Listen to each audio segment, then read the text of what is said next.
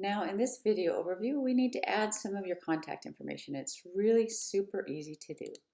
So you can see over here on the right side of my screen, this is what we ask that each teacher has on their home page. And you can see if I go to pages and I go to home, I have some additional ones here that I am on the home page because it's blue. So there should be some kind of welcoming message here. You should have, again, your name of what you want people to see. Usually it's like your name, so Mrs. Gertenrich-Dwyer. And this is the name of the file that you find in your drive. So let's start customizing so it looks like this. So let's just move this over. So over here, when I click inside this section, and again, we know it's a section because it has these three components, I can click inside and I get all these different text format options. There are different sizes that you see. The default is normal text. What I'm going to do is I'm going to pick heading and I'm going to put in my name. So up here, I might type in welcome, what have you. I do have some formatting options here I can change as well. And I can link them if I want to as well. So here's my section. Sections are nice divisions of like information, kind of like a heading and a subheading that you might find in a book.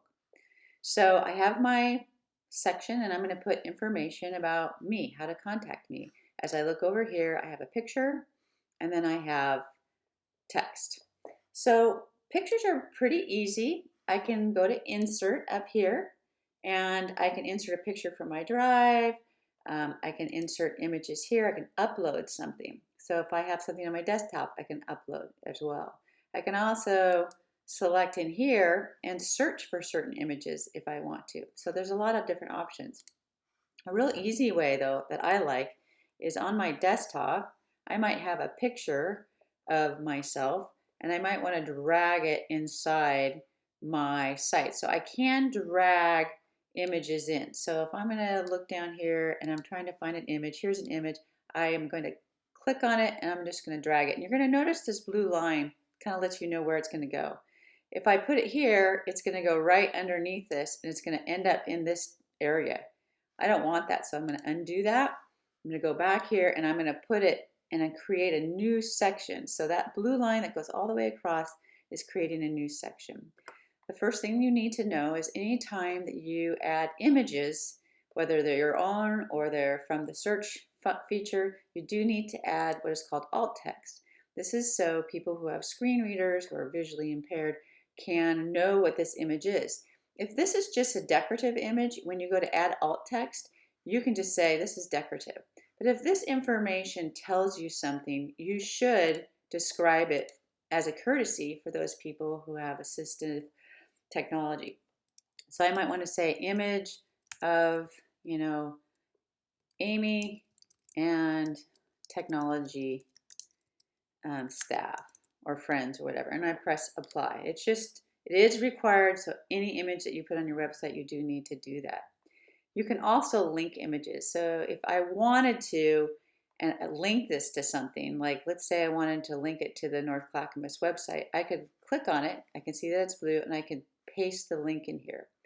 If you do put a link on an image, you do need to, in your alt text, need to say image of Amy and staff that navigates to whatever this website is. So whatever you want to call the website.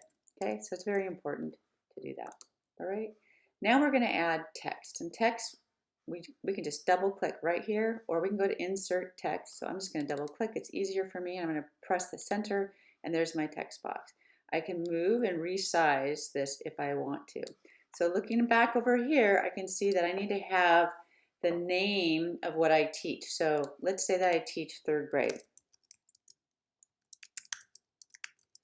Or I'm an algebra teacher, what have you. I'm going to click twice on this and I'm going to make it a subheading. And I might put it in bold. I'm going to press return. It's going to go default to normal text. I'm going to press this bolded list. And you can see here that it's asking me to put in what school or schools I'm at and a link to the district website. So if I'm at Oregon Trail, I'm going to type that in. I'm going to type in.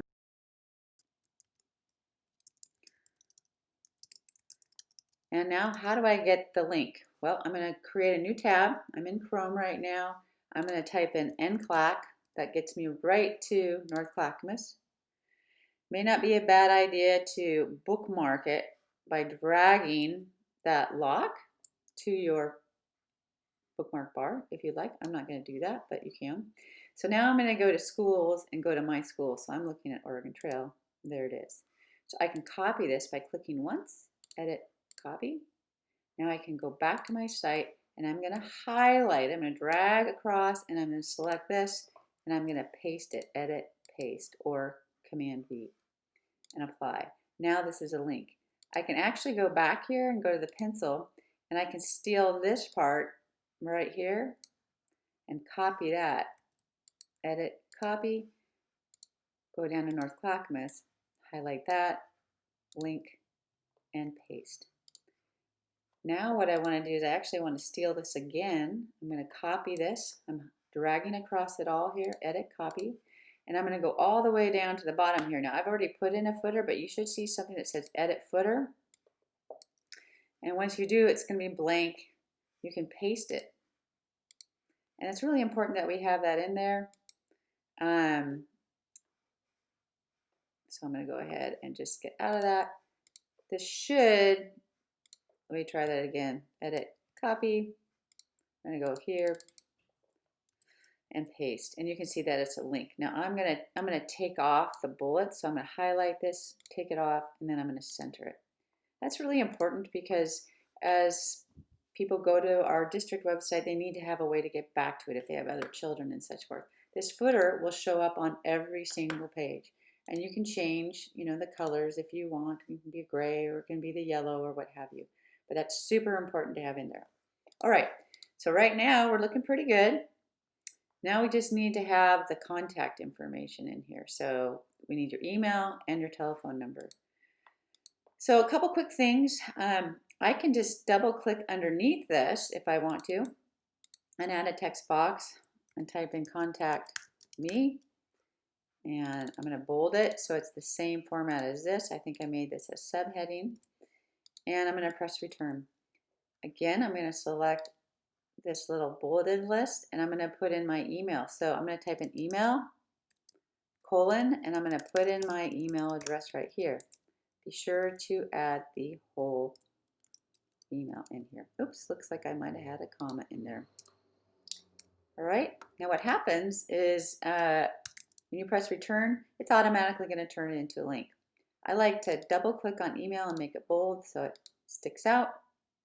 And then I'm going to type in my telephone number. Some of you may not know your telephone number, so you can type in your school number. And all our schools start with 503. Their phone number is 353. And then there's something there. So what we have to do is go back to your school.